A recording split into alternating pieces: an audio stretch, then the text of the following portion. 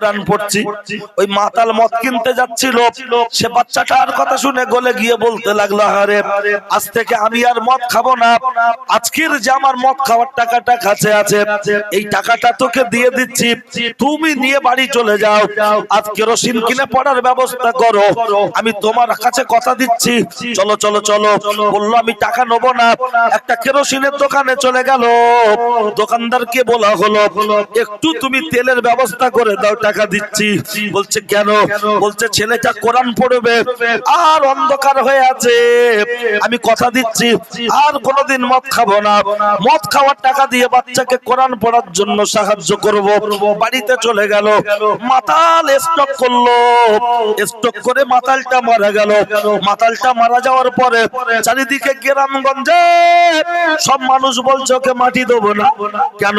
বলছে একদিনও জুম্মার নামাজ পড়েনি, 12 মাসে 1 মাস রোজা করেনি, সব সময় মদ খেয়ে টোর হয়ে থাকতো, ওকে একটু বাদার দিকে ফেলে দিয়া, মাঠের দিকে ফেলে দিয়া, কিতাবের মধ্যে এসেছে ওকে যখন ফেলে দিয়ে আসলো, খাসির মতো চেহারা, দুধ হয় না কেন? এখন তো অভাব নেই কিচ্ছু, এখন অভাব আছে। এই মুরব্বীরা যারা বসে আছেন, ওনাদের স্ত্রী আমাদের মা যখন আমাদের গর্ভে ধারণ করেছে, এত অভাব ছিল, এলাকায় ভাত খেত একজন আর আমানি খেত আরেক, পান্তা খেত একজন, আমানি খেত আরেকজন, ফ্যান খেয়েছে একজন, ভাত খেয়েছে আরেকজন, এরকম দিন গেছে না যায়নি? সেই সময় 7টা 10টা বাচ্চা হলো, 10টা বাচ্চা হলো, মায়েরা রোগা, তারপরেও তাদের দুধের অকুলন হতো, হতো না নয় হতো, ধোঁকা খাওয়াতে হতো, কিন্তু তুলনামূলক অভাব অনুপাতে ধোঁকা খাওয়ানোর সংখ্যাটা ছিল কম, ঠিক কিনা? আর এখন ছাদ দেওয়া বাড়ি, মোটরসাইকেল গাড়ি, অটো টোটো, পেটে বাচ্চা আসলে হরলিক্স, ডিম সিদ্ধ, শাক সিদ্ধ, আয়রন ক্যাপসুল, বাড়িতে দিদিমণিরা খালিকে বলছে চেক আপ করো, চেক আপ করো, আমার বউ মেকআপ করছে।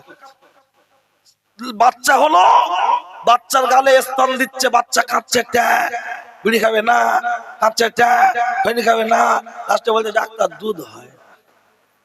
ডাক্তার কি দিচ্ছে? ল্যাকটোনিক, ল্যাকটোনিক কোন ঔষধ একটা প্রোটিন, ডাক্তার দিচ্ছে কি গেলাক, গেলাক কোন ঔষধ একটা প্রোটিন, ডাক্তার দিচ্ছে কি প্রোপিয়েল, কোন ঔষধ একটা প্রোটিন। 3 ফাইল খাওয়ার পরে বলছে ডাক্তার কাজ হয় না। বলছে ওই পাড়ায় এই সালাম কাকা ইমামতি করে না, ওর কাছে যাদের একটু পানি পড়ে আনতেন। সালাম কাকার কাছে গেল, কাকা বললেন শুধু পানি না, একটু নুন আনো, একটু ছাতু আনো। নুন আর পানি ছাতু 3টেকে ফু দিল আল্লাহর কালাম থেকে। বাচ্চার মা, বাচ্চার নজর দোষ ছিল, মানুষের নজর ভয়ঙ্কর। ইয়ালিয়ু লা তুতবিগ নাজারাতান নাজারা ফাইন্না লাকা লুলা ওয়ালাইসা লাকা লুকরা। এই হাদিসটা বলেছি এখানে, এরপরেই বলবো নজর। আল্লাহ নবী বলেন আলী কোন পর নারীর দিকে চোখ চলে গেলে তৎক্ষণাৎ ঘুরিয়ে নাও, আর দ্বিতীয়বার যেন তুমি তাকাবে না। প্রথম দেখাটা তোমার, দ্বিতীয় দেখাটা তোমার নয়। ইন্নান নাজরাতা সাহামুন মিন সিহামে ইবলিসা মাসমুম। মানুষের চোখের দৃষ্টি হলো ইবলিসের বিষাক্ত তীরগুলোর মধ্যে একটি। ওই বলছে না তো ছাওয়ালটা খায়, খাচ্ছে, আমার ছাওয়ালটা খায়, মনে করছে গান্ডারের মতো চেহারা হচ্ছে, রাঙামণিটা কিছু খায় না, মানুষ কপালে বাজ পড়লো না পড়লো, বলছে বাচ্চা খায়। এই যে নজর দোষ হলো, পানি পড়ে দিল, পানিটা বাচ্চাকে গোসল করালো, মায়ের স্তনটা ধুয়ে ফেললো, বাচ্চার গালে স্তন দিল, টুকটুক টুকটুক করে টেনে খাচ্ছে, যদিও দুধ তারপরে অকুলন হচ্ছে। কিন্তু আমার বোঝানোর বক্তব্য, আমরা যখন দুনিয়ায় এসেছি অভাব ছিল, সেই সময় মায়েদের দুধের অকুলন হলো না, এখন এত দুধের অকুলন কেন, কিসের জন্য? এ কারণটা আল্লাহর নিয়ামত, আমাদের কার্য, আমাদের কাজ কামের জন্য আল্লাহ আমাদের থেকে নিয়ামত তুলে নিচ্ছেন। আর এই যে জমিতে বসে আছি, এই জমিতে আগে কই মাছ হতো বড়, পাকাল মাছ হতো না মোটা, একটা কই মাছ দিয়ে তরকারি রান্না করলে তরকারির স্বাদ হতো আলাদা। আর এখন 700 গ্রাম মাছ, 500 গ্রাম আলু, 400 গ্রাম টমেটো, 10 টাকা ধনে পাতা, খাচ্ছি যেন গন্ধ লাগে, খাচ্ছি যেন গন্ধ লাগে। কেন? আগে দেশি পুঁটি মাছ হতো এরকম চওড়া, লালচে টাইপের হয়ে যেত, তার স্বাদ আলাদা। পুকুরের চিংড়ি, মাঠের ধরা মাছ, তার স্বাদ আলাদা। 2 পিস দিলে তরকারির টেস্ট হতো আলাদা। আর এখন 500 গ্রাম, 4 জন খাবে, 6টা মাছ দিয়ে তরকারি রান্না করছে, তারপরও গালে দেওয়া যায় না। কিন্তু কেন? আগে তো চাষের ধান বাড়িতে নিয়ে আসলে, সেই ধান চাল করলে, সেই চাল থেকে ভাত খেলে ভাতের টেস্ট থাকতো একটা মিষ্টি মতো। কথা ঠিক কিনা? পান্তা রাত্রে রাখলে সকালবেলা মিশালে ওই পান্তার কালার হতো, আমানির কালার হতো দুধের মতো। আর এখন নাতির মোচরমানি দেবে, মেটিয়াবুরুজ থেকে বাবুর্চি নিয়ে আসছে, এনে বিরিয়ানি করেছে 3 রকম আতর দিয়ে, ভাত গালে তুলে বলছে খড়খড় করছি, বিরিয়ানি না অন্য কিছু। আর তখন খুদির ভাত, যাও ভাত, 2টো আলু কুচে দিয়ে, 4টে ডাল ফেলে দিয়ে, একটু নাড়াচাড়া দিয়ে খিচুড়ি। কথা ঠিক না? তাই বাসন বাসন উড়ে গেছে। আর এখন 3 রকম তরকারিতে বলছে খাওয়া যায় না। কোরআন শরীফের মধ্যে এসেছে লাইন শাকারতুম লাযীদান্নাকুম ওয়া লাইন কাফারতুম ইন্না আযাবি লাশাদীদ। বান্দারা যদি আমার নিয়ামত ভোগ করার পর শুকর আদায় করে, আমি আল্লাহ বাড়িয়ে দেব, নাফরমানি করলে কেড়ে নেব। তখনকার মাদাদিদের ভিতরে অভাব ছিল, লজ্জা ছিল, শরম ছিল, আল্লাহ শুকরিয়া ছিল, লেখাপড়া কম জানতো, দোয়া দরুদ জানতো না, যতটুকু জানতো সেটুকু মানতো। আর এখন কলেজ ইউনিভার্সিটি পড়া ছেলে মেয়ে লেখাপড়া শিখেছে, দোয়া দরুদ জানে অথবা জানে না, তারপরও পালন করার সময় পায় না। মূল কথা এতগুলো বলার উদ্দেশ্য এই যায়। এখন আপনার বাচ্চাটার ভিতরে ছোট থেকে যদি সেই, আমি তো যাক আমার একটু আড্ডা জলসা যা 2-4টে হয়, বিভিন্ন জায়গায় ঘুরি, তো বলে হুজুর মেয়েটা এবারে উচ্চ মাধ্যমিক দিচ্ছে, কোরআন শরীফ পড়াবো মনে করছি, সে পড়তে চায় না। মাধ্যমিক দিয়ে যে ছুটি হচ্ছে 3 মাস রেজাল্ট আউট, ওই সময় পড়াবো। মাধ্যমিক দিয়ে পরীক্ষা এসে মেয়ে বাড়ি বলছে আব্বা ভর্তি হবো কোথায়? বলছে তালদি। কেন? বলছে যুব কম্পিউটার সেন্টার। তার কারণ ও যে 3 মাস বাড়িতে থাকবে, ও তো ডিম, বাচ্চা কি ডিম পারবে? ও মুরগির ডিমে কি তা দেবে?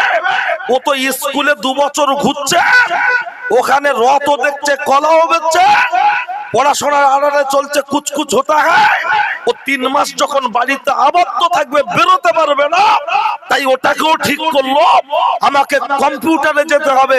বলবেন বাচ্চাকে কি কম্পিউটার শেখাবো না? নিঃসন্দেহে শেখান, শেখান। গরুকে কি ঘাস খাওয়াবেন না? গরু ঘাস খাওয়ানোর জন্য মাঠে নিয়ে যান। যখন ধান জমির পাশ থেকে, যখন সবজি বাগানের পাশ থেকে, তখন তার গলায় দড়ি আর মুখে জালতি দেওয়া থাকে না? থাকে না? কেন? গরু ঘাস খাবে না? বলছে ওখানে নিয়ে গিয়ে মুখ খুলবো।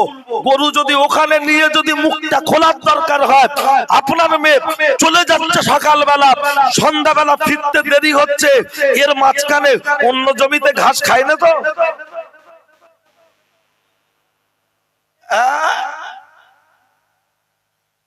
কি বাবা অসুবিধা লাগছে নাকি? আর মাদ্রাসা বলবেন হুজুর মাদ্রাসা বলে শুধু ভালো না, আদর্শ শিক্ষা প্রতিষ্ঠান, সেটা স্কুল হতে পারে, কলেজ হতে পারে, আদর্শ শিক্ষা প্রতিষ্ঠান। আপনি একটা মাদ্রাসা দেখান যে মাদ্রাসার ভিতরে ছেলেরা ড্যান্স হাঙ্গামা করেছে। আপনি একটা মাদ্রাসা দেখান যে মাদ্রাসার ভিতরে একটা ছেলে আরেকটা ছেলেকে বোম মেরেছে। আপনি একটা মাদ্রাসা দেখান যেখানে একজন শিক্ষার্থী আরেকটা শিক্ষার্থীকে মেরে মুখ ফাটিয়ে দিয়েছে। আপনি একটা প্রতিষ্ঠান দেখান যে প্রতিষ্ঠানে এক শিক্ষার্থী আরেক শিক্ষার্থীকে ওখান থেকে গদি দখল করার জন্য মারতে মারতে বার করে দিয়েছে। না দোস্ত, এরকম প্রমাণ দিতে পারবেন না। তার কারণ তাদের ভিতরে দেয়া হচ্ছে আল কোরআন। কোরআন তো আলো, জ্যোতি, অন্ধকার দূর করার জন্য। সুতরাং এই জায়গায় এরকম ঘটনা ঘটতে পারে না। আর আজকের যত সন্ত্রাস সৃষ্টি হচ্ছে, বিভিন্ন দল মতের মানুষ করছে, কলেজ ইউনিভার্সিটি ছাত্রদের মধ্যে হচ্ছে, অথচ মিডিয়া খুলে দেখো খাগড়ার বর্ধমান খাগড়ায় মাদ্রাসা জঙ্গি কাণ্ড, মুর্শিদাবাদ জঙ্গি কাণ্ড, এখান ওখান জঙ্গি কাণ্ড মিডিয়া হাইলাইট করছে। আর আমাদের বাবা, আমাদের নেতারা এরা ঠুটো জগন্নাথ সেজে মুসলিমের নেতৃত্ব দেওয়ার জন্য ধ্বজাধারী হয়েছে। তাদের মুখ থেকে না আছে রব, না আছে কথা। তাদের উপর নেতৃত্বের বিরুদ্ধে কেউ কিছু বললে তাদের গাজারা করে, আর তার বাপের গাল দাও, তার মার গাল দাও, তার বেজম্মা বলো, তার আপত্তি হবে না। মসজিদ চলে যাক, মাদ্রাসা চলে যাক, সমস্যা নেই। আর এই মাদ্রাসার বাচ্চাদেরকে সাহায্য যারা অনেকে করে, বলে ও নামাজ পড়ে না, ও মাদ্রাসায় ব্যস্ত। কিন্তু শুনে রাখুন, একজন মাতাল রাস্তার ধারে বসে, একটা বাচ্চা রাস্তার ধারে বসে কোরআন পড়ছে, আর একটা বাচ্চা, একটা ব্যক্তি রাস্তা দিয়ে হেঁটে হেঁটে যাচ্ছে। যেতে যেতে ওই মাতালের ওই ছেলেটির কাছে গিয়ে বলছে, তুই রাস্তায় দাঁড়িয়ে কেন? বলছে হুজুর, বলছে আমার বাড়িতে আলো নাই, আগামীকাল মাদ্রাসায় পড়া দিতে হবে, এই বাড়ির ভিতর থেকে আলোর ফোকাসটা বাইরে চলে আসছে, তাই আমি এখানে বসে বসে কোরআন পড়ছি। ওই মাতাল মদ কিনতে যাচ্ছিল, সে বাচ্চাটার কথা শুনে গলে গিয়ে বলতে লাগলো, আরে আজ থেকে আমি আর মদ খাবো না, আজকের যে আমার মদ খাওয়ার টাকাটা কাছে আছে, এই টাকাটা তোকে দিয়ে দিচ্ছি, তুমি নিয়ে বাড়ি চলে যাও, আজ কেরোসিন কিনে পড়ার ব্যবস্থা করো, আমি তোমার কাছে কথা দিচ্ছি, চলো চলো চলো। বললো আমি টাকা নেবো না। একটা কেরোসিনের দোকানে চলে গেল, দোকানদারকে বলা হলো একটু তুমি তেলের ব্যবস্থা করে দাও, টাকা দিচ্ছি। বলছে কেন? বলছে ছেলেটা কোরআন পড়বে আর অন্ধকার হয়ে আছে, আমি কথা দিচ্ছি আর কোনোদিন মদ খাবো না, মদ খাওয়ার টাকা দিয়ে বাচ্চাকে কোরআন পড়ার জন্য সাহায্য করব। বাড়িতে চলে গেল, মাতাল স্টক করলো, স্টক করে মাতালটা মারা গেল। মাতালটা মারা যাওয়ার পরে চারিদিকে গ্রামগঞ্জে সব মানুষ বলছে ওকে মাটি দেবো না। কেন? বলছে একদিনও জুম্মার নামাজ পড়েনি, 12 মাসে 1 মাস রোজা করেনি, সব সময় মদ খেয়ে টোর হয়ে থাকতো, ওকে একটু বাদার দিকে ফেলে দিয়া, মাঠের দিকে ফেলে দিয়া, কিতাবের মধ্যে এসেছে ওকে যখন ফেলে দিয়ে আসলো, 4 দিন 5 দিন 6 দিন 7 দিন হয়ে গেল। একদিন রাতের বেলা একটা সাব ডিভিশনের মধ্যে কিছু আলেম স্বপ্নে দেখতে পেল। আমার আল্লাহ স্বপ্নে দেখালেন, ও আল্লাহর আলেম বান্দারা, ও আল্লাহর মাহবুব বান্দারা, জীবন যদি আরো উন্নতি করতে চাও, অমুক জায়গায় মাঠে একটা লাশ পড়ে আছে, ওই লাশটাকে তুলে এনে দাফন কাফনের ব্যবস্থা করে দাও। আল্লাহর বান্দার ঘুম ভেঙে গেল, ফজরের আজান হলো, নামাজটা পড়ে চলে আসলো। যেখানে আপনার যেখানে আল্লাহ স্বপ্নেই দেখিয়েছে, ওই জায়গায় এসে দেখছে আরেকটা আলেম দাঁড়িয়ে আছে। জিজ্ঞাসা করা হচ্ছে, তুমি এখানে কেন? বলছে আমি আল্লাহ আমাকে স্বপ্নেই দেখিয়ে বলা হয়েছে, ওগো আল্লাহর বান্দা, যদি নিজের জীবনটাকে রঙিন সাজে সাজাতে চাও, আল্লাহর জান্নাতীদের কাতারে নামটা যদি লেখাতে চাও, জান্নাতীর পথে অনুসরণ যদি করতে চাও, ওই মাঠে যে লাশটা পড়ে আছে দাফন কাফনের ব্যবস্থা করো। দুজন আলেম দাঁড়িয়ে দাঁড়িয়ে কথা বলছে, আবার আরেকজন আলেম চলে আসলো, অনুরূপ একই কথা বলছে, আবার একজন চলে আসলো, 8 জন আলেম চলে আসলো। সবাই স্বপ্ন দেখেছে, লক্ষ্য করলে দেখতে পাওয়া যায় ওই আলেমদেরকে এক জায়গায় হয়ে যখন লাশটাকে তুলে গোসল দিতে চাইছে, এলাকার মানুষ বলছে আঘাত, কি একটা বাজে মানুষ, নোংরা মানুষ, তার গোসল দেওয়ার জন্য, দাফন করার জন্য এত আল্লাহর আলেম বান্দারা হাজির কেন? যখন গোসল দেওয়া হচ্ছে, লাশ গোসল দিয়ে রেডি করা হলো, কাফনের কাপড় পরিয়ে দেয়া হলো, জানাজার ময়দানে লাশ রয়েছে। আলেমরা জিজ্ঞাসা করছে, গো আল্লাহর বান্দা, তোমরা কি কেউ বলতে পারো তোমাদের জীবনে এই মানুষটার কোনো ভালো কাজ কি তোমরা জানো? সবাই নীরব দর্শকের ভূমিকা পালন করছে।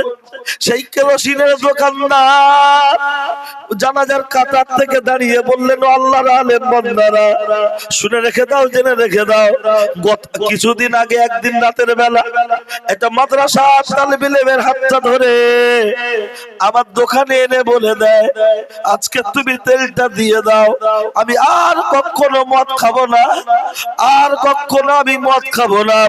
মদের নেশা করার যে টাকাটা খরচা হয়, ওই টাকাটা আমি এই বাচ্চাটার পিছনে খরচা করব। যেই কথাটা বলেছে ওই মানুষটা বলে যখন কাঁদছে, আর ওই জানাজার মজলিস থেকে সেই আল্লাহর মাদ্রাসার তালিবে ইলম ছাত্র, আল্লাহর বান্দা কাতার থেকে বেরিয়ে এসে বলছে, আমি সেই বাচ্চা, আমাকে কেরোসিন কেনার টাকা দিয়ে সাহায্য করা হয়েছিল। ওই আলেম বান্দারা তার দাফন কাফন করার আগে উপস্থিত জনমণ্ডলীকে বলেছিল, শুনে রেখে দাও, জেনে রেখে দাও, আল্লাহর কাছে একটা কাজ কবুল হয়েছে, আল্লাহ তার মর্যাদা কোন জায়গায় দিয়েছে তোমরা বুঝতে পারো না। দাফন হয়ে গেল, সবাই যে যার মতো বাড়ি চলে গেল। ওই আটজন আলেম বান্দা স্বপ্নে দেখতে পাচ্ছে যে কিয়ামত শুরু হয়ে গেছে, আপনার মারা গেছে সবাই, আর মারা যাওয়ার পরে দেখতে পাওয়া যাচ্ছে মসজিদ নববীর ভিতরে সকল সাহাবারা একদিকে বসে আছে, আর মাতাল মদখোর বিশ্ব নবীর পাশে আর এক সাইডে বসে আছে। আল্লাহর আলেম বান্দা জিজ্ঞাসা করতে লাগলে, ওগো আল্লাহর আলেম বান্দা জিজ্ঞাসা করছে, ইয়া রাসূলুল্লাহ, এই ব্যক্তিটা আপনার পাশে গেল। তখন আল্লাহর নবী বললেন, আপনার এ হলো আলেম ওলামা বান্দাদের ওয়ারিস, আমার যারা আল উলামা ওয়ারাসাতুল আম্বিয়া, আমার ওয়ারিস যারা হবে, সেই রকম একটা ব্যক্তিকে এ মন থেকে সাহায্য করে জীবনের মতো হারাম শরাব খাওয়া ত্যাগ করবে নিয়ত করেছে। আমার আল্লাহ খুশি হয়ে তার স্থানটা আমার পাশে দিয়েছে। একবার জোরে বলুন সুবহানাল্লাহ।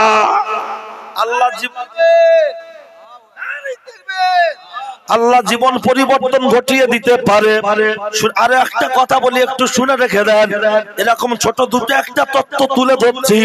ও ছেলেরা, ও নওজোয়ান যুবকেরা, মাদ্রাসার ছাত্র তালিবে ইলম যতই বদমাশ হোক না কেন, তার পাওয়ার কিন্তু অনেক বেশি, এবং সে ফারিস্তাদের ডানার উপরে পা দিয়ে হাঁটে, এটাকে অস্বীকার করতে পারবে না। না না, আমি সামনে মাওলানা হই আর মুফতি হই, আমার থেকে তালিবে ইলমের পাওয়ার বেশি। বলবেন সেটা কি করে? দেখছি আপনারা যারা আজমির শরীফে জিয়ারত করতে যান বাসে করে, হযরত খাজা বাকি বিল্লাহ রাহমাতুল্লাহ আলাইহি তার মাজার জিয়ারত করা হয় কি হয় না? এই খাজা বাকি বিল্লাহ রাহমাতুল্লাহ আলাইহি এক আল্লাহর ওলি বান্দাদের ভিতরে একজন মস্ত বড় আল্লাহর ওলি বান্দা। একটু খেয়াল করুন, লক্ষ্য করলে দেখতে পাওয়া যায়, ও ছেলেরা, ও নওজোয়ান যুবকেরা, এই খাজা বাকি বিল্লাহ রাজদরবারে বসে আছে, আর পাশ থেকে হুজুরের ভক্ত মুরিদেরা হুজুরের নামে খুব প্রশংসা করছে। আমার হুজুর এমন, আমার হুজুর এমন, আমার হুজুর তেমন। আর হুজুরের পাশে বসিয়ে রেখে আরেকজন যদি একটু পাম দেয়, টিউর মতো ফুলবে না? ফুলবে না? পুরো টিউ। শুধু আপনি কেন, সাদ্দাম আরো বেশি ফুলবে। পথ করে বলছে, কিরাম দিলাম, হুজুর বিরাট, বলছে পুরো কুচে দিচ্ছি না। আর যদি বলা হয় জুত হয়নি, তখন বলছে আজকে শরীরটা ভালো না, তার মানে বেলুন লিক। এই খাজা বাকি বিল্লাহ রাহমাতুল্লাহ আলাইহির কথাটা বলতে গিয়ে মনে পড়ে, একটা মানুষের জাহান্নামে যাওয়ার জন্য এতটুকুই যথেষ্ট যে নিজেকে বিরাট কিছু মনে করে, আর নিজের কাজটাকে পছন্দই মনে করে, অপরেরটাকে ভুল মনে করে, এর জন্য জাহান্নামের জন্য যাওয়াই যথেষ্ট। হযরত খাজা বাকি বিল্লাহ রাহমাতুল্লাহ আলাইহি বসে আছে, আর হুজুরের নামে যখন প্রশংসা করা হচ্ছে, হুজুর তখন পাশ থেকে কিছু না বলে চুপচাপ মেরে আছে। এমন একটা সময় হুজুরের ব্রেনে খবর চলে আসলো, হুজুরের কানে খবর পৌঁছে গেল। লক্ষ্য করলে দেখতে পাওয়া যায় হুজুরকে বলা হচ্ছে, ও খাজা বাকি বিল্লাহ, তোমার ভিতরে একবার তুমি দেখো, তুমি এত বড় মস্ত বড় আলেম, এখন তোমার সূরা ফাতিহাটার মুখস্থ নাই। খাজা বাকি বিল্লাহ রাহমাতুল্লাহ সূরা ফাতিহাটা পড়তে গিয়ে দেখছে পড়তে পারছে, ও গো আল্লাহ, আমি কি অপরাধ করেছি? আমার ভিতরে এত ইলম কালাম ছিল, এমন কি সূরা ফাতিহাটা আমি পড়তে পারছি না কেন? আমি কি এমন অপরাধ করেছি?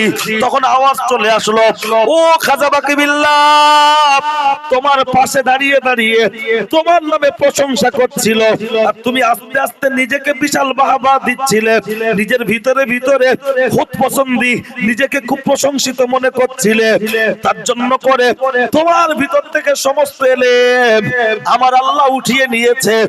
এখন যদি ইলমকে আবার ফিরিয়ে নিতে চাও, দেখো দেখো দেখো তোমার পাশে কোনো মাদ্রাসা আছে কিনা, সেখানে চলে যাও, তালিবুল ইলমদের নিয়ে একটু দোয়া করো, দেখো আল্লাহ তোমার ইলম ফিরিয়ে দেয় কিনা। খাজা বাকি বিল্লাহ রহমাতুল্লাহ আলাইহি ছুটছেন মাদ্রাসার দিকে। আর যখন কোন একজন বড় আল্লাহওয়ালা মানুষ আসে, বড় আলেম আসে, তার সম্মানার্থে ছাত্র শিক্ষক দাঁড়িয়ে যায় না যায়? খাজা বাকি বিল্লাহ বললেন, ও মাদ্রাসার তালিবুল ইলমেরা, ও মাদ্রাসার শিক্ষকেরা, আপনারা উঠে দাঁড়াবেন না, দাঁড়াবেন না, দাঁড়াবেন না। আপনারা যত সম্মান দিয়েছেন, আমার ভিতরে তত অহংকার পয়দা হয়েছে।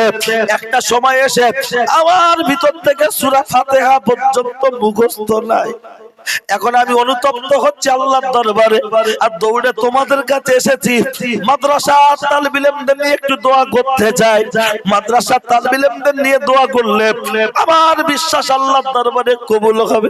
তাই আমি দৌড়ে দৌড়ে দৌড়ে দৌড়ে এসেছি আল্লাহর রাস্তায়, আল্লাহর রাস্তায় তোমাদেরকে নিয়ে একটু দোয়া করতে চাই।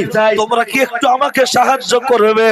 মাদ্রাসার তালিবুল ইলম, ছাত্র শিক্ষক সকলে একসঙ্গে খোদার দরবারে যখন হাত তুলে কান্নাকাটি করছে আর দোয়া চাইতে চাইতে, তোর শেষ মুহূর্তে এসে আওয়াজ চলে আসলো, ও খাজা বাকি বিল্লাহ, তুমি তোমার আগের ইলম ফিরিয়ে পেয়েছো, তবে তোমার কৃতিত্ব নয়, এ কৃতিত্ব হলো তালিবুল ইলমদের। একবার জোরে বলুন সুবহানাল্লাহ। অথচ আমরা সেই তালিবুল ইলমদের দেখলে লোক অনেকে পাগলা মনে করে, ফকির মনে করে। ছেঁড়া জামা, বাপ মা যখন কাছে নেই, বাচ্চারা তাদের জামা ময়লা ছেঁড়া নোংরা থাকতে পারে না, পারে না। যদিও তারা সপ্তাহে কাছে, কিন্তু বাচ্চা তো সেইভাবে ব্যালেন্স করতে পারে না, সেইভাবে পরিপাটি হতে পারে না। কিন্তু আমি এতটুকু বলবো, একজন মেম্বার প্রধানের থেকে একজন মসজিদের ইমাম সাহেবের পোশাক দেখবেন সুন্দর লাগে, কথা ঠিক কি না? একজন এমপি এমএলএ থেকে একজন ইমাম সাহেবের দেখবেন তার পোশাকের পরিপাটি, গুছানো, সৌন্দর্য। লোক বলে ওদের টাকা নেই বলে দাড়ি বড়, বুঝলেন? আমাদের টাকা নেই বলে দাড়ি বড় হয়, ওর টাকা আছে বলে দাড়ি কাটে আর বগলের চুল বাবরি রাখে। ওর এত টাকা, যদি বিশ্বাস না হয় খালি গায়ে যখন খালি ঘুরবে, বলে গেল যদি 4 ইঞ্চি মাল না পান, এবছর একবার কাটবে, আবার গরম পল্লী কাটবে, যতক্ষণ না গন্ধ হবে। বলবে সবাই, সবাই না, বেশি। তাহলে শুরুমি যদি এই থাকে, গুডাউনে কি আছে? আর বলা যায় ইতিহাস, গ্রামের বয়স্ক বাচ্চা যারা যারা গোসল দেওয়ায়, কাপন পরায়, ওরা সব জানে। বুলের লোক ঘটট ঘটট ঘটট করে ঘুরতো, কিন্তু বগলের চুল শিমুইয়ের মতো দুরকম কালো। গোসল দেওয়ার সময় পরিষ্কার করে দে, তারপরে দেয়। খানার সময় 3500 লোক যারা গোসল দিয়েছে, যারা কবর খুঁড়েছে, ওদের খুব একটা খবর নেই, মনে করো না ঝামেলা, কথা ঠিক না? আর খাচ্ছে কারা? ওর ভাইরা ভাই মেটা বুঝতে গেছে, হ্যাঁ, ওর ভাইরা ভার বোনাই পাকসার কাছ থেকে গেছে, একদম ছুট ছাট কোট পরে। ও না পাক, ওর বাপ না পাক, দুষ্টি না পাক, গোসলের ফরজ জানে না। ও কিয়া সাবান 100% হালাল লেখা আছে, তোর বাপের।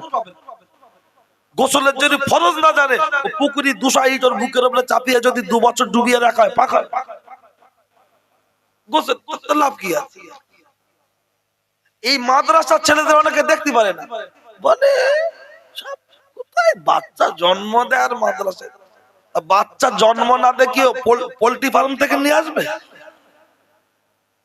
যে বলছে মনে হচ্ছে ওর জন্ম দেয়নি, মনে হয় ওই এমনি এমনি, ওই ইনজেকশনের বাচ্চা, বুঝলেন? এই মাদ্রাসার তালিবুল ইলম কি আপনাদের অসুবিধা লাগছে নাকি? আমার দিকে খেয়াল করেন একটু, সবাই তাকবীর দেওয়া যাবে না? রে তাকবীর, এতগুলো লোক বসে আছে, একটু তাকবীর ভালো করে দি, লোক বুঝতে পারুক যে 15 হাঁড়ি বিরিয়ানি মাল রেডি, এবার দেবে। ওতে আছে গোশ, দেখাতে হবে তো জোর। আল্লাহ আল্লাহর নাম নেবো, টিএমসি, সিপিএম, আরএসপি, কংগ্রেস কি আমরা সব এক। একটু নড়ে চড়ে বলবো না রে তাকবীর। আরে বাবরি চলে গেল, এবারে আমাদের কবরস্থান যাবে। এখনো বলছি ওর আঙ্গা দল করে না, ওর কুচে দেবো, ফেলে দেবো। আর হিন্দু পাড়ায় চলে যাও, দিদি বেলা যা করে করুক, টিএমসি, সিপিএম, বিজেপি, কংগ্রেস, ওরা সব করতে পারবে, মোল্লারা করতে পারবে না। কথা ঠিক কিনা? খালি বলছে কুচে দেবো, ফেলে দেবো, ধমকে দেবো। হ্যাঁ, কেন বলছে তোরা আমাদের ঠিক থাক, কিন্তু মনে রাখুন আমজাদ হোসেন একটা কথা বলতো, গাছ আর কুড়ুলের ঝগড়া। কুড়ুল বলছে কেটে ফেলবো, গাছ বলছে চুপ কর, পারবি না। কুড়ুল বলছে কেটে ফেলবো, গাছ বলছে পারবি না।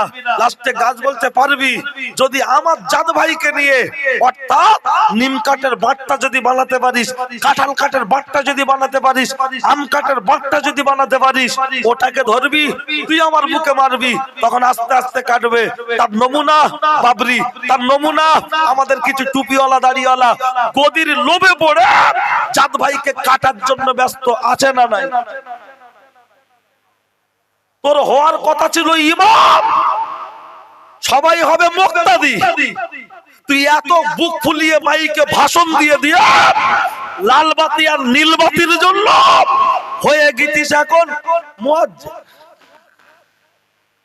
তাও আবার কোনো পাওয়ার বলছে ওর গলা খারাপ, সামনে আর জায়গা নেই, পিছনে একদম শেষ মাথায় টুপিওয়ালা দাড়িওয়ালা ধর্মের জদাবারে তোদের তো নেতৃত্ব দেওয়ার দরকার ছিল। সামনে দাঁড়িয়ে হবিবা আমরা তাদের নেতৃত্ব মানব, কিন্তু টাকার কাছে মাথা নত করে, ক্ষমতার কাছে মাথা নত করে, গাড়ি আর বাড়ির কাছে মাথা নত করে, অর্থের লোভের জন্য আজকে তারা পরিণত হচ্ছে গোলামে। তবে মনে রাখুন ২-৫ হাজার আলেম মাওলানা মুফতি পীর সাহেব কাউকে সাপোর্ট করতে পারে, কিন্তু তার বিরুদ্ধে একজন হলেও দাঁড়িয়ে যায়, ইতিহাস সাক্ষী। বাদশাহ আওরঙ্গজেবের কথা মনে নেই? মোল্লা আহমেদ জিয়ার ৩০০০ আলেমের বিরুদ্ধে ফতোয়া দিয়েছিলেন। হে বাদশাহ, তোমার পক্ষে ৩০০০ আলেম যে ফতোয়া দিক না কেন, যেটা কোরআন ডাইরেক্ট বলছে হারাম হারাম, হালাল হালাল, হালালকে কেউ যদি হারাম বলে কাফের হবে। আমি স্বার্থ সিদ্ধির জন্য ৩০০০ আলেমের পক্ষে দাঁড়িয়ে কথা বলবো না। কোরআন যেটা বলেছে, ইসলাম শরিয়ত যেটা বলেছে, তার বিরুদ্ধে